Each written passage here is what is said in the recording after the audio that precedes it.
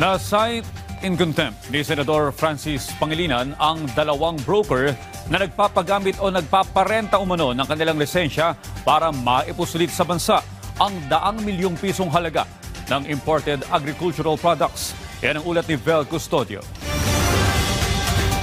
All we are asking for is Mr. Carlos' last name, and you refuse to answer. Mr. And therefore, because of your refusal to answer, and there is a motion to cite you in contempt, you are hereby cited in contempt of this committee. Mr. Chair, hindi na po talaga magpapakita yung animal na yan eh. Sa totoo lang po, hindi na po yan. Kasi kami po ngayon, nandito po kami. Sila po, nakaupo lang po sa kung saan po sila naroroon po. Hindi namin alam, pinagtatawanan na nila.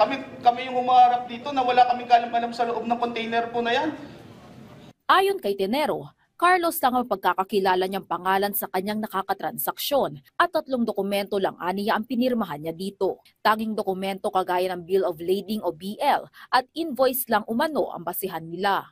Kapareho lang din ang kinahandunan ng broker ng Birches Consumer Goods na si Brenda de Sagun kung saan nagngangalan namang Vicente ang nag-rent sa lisensya nila. Dahil dito, posibleng i-detain sa Senate Detention Facility o sa Pasay City Jail sina Tenero at de Sagun. Ayokong gawin ito. Hindi dapat ang maliliit ang nakukulong. Pero kung ito ang paraan para matigil na yung pagkakasangkapan sa inyo na paulit-ulit na nangyayari, ikaw mismo nagsasabi, ilang beses mo nang ginagawa ito sa iba na hindi ginagamit lang ang iyong lisensya, wala kang kinalaman, iba ang mga kumikilos, iba ang pumupondo.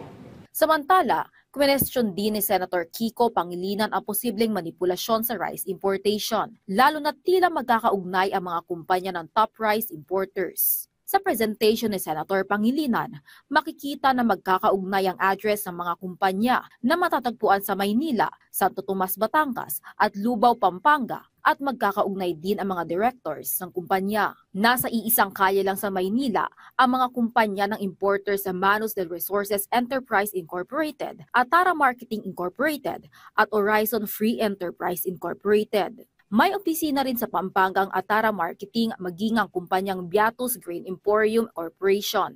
Isa rin sa tinalakay ang 74 na kaso ng agricultural smuggling pero mahigit kalahati ang dinismiss dahil kulang umano ang dokumento galing sa Bureau of Customs. Tiniyak naman ng DOC na nakikipag-ugnayan na si Commissioner Ariel Nepomuceno sa Department of Justice. Patuloy rin ang investigasyon ng PNP at NBI patungkol sa mga smuggled agricultural products na not for fit for human consumption na halos lahat ay galing China.